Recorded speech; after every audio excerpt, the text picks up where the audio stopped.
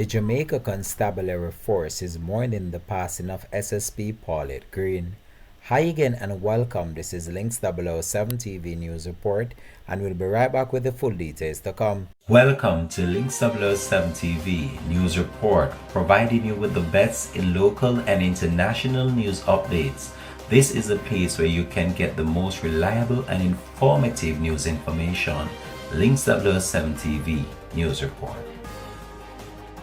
Welcome back and thanks for joining us. This is the Links 007 TV News Report.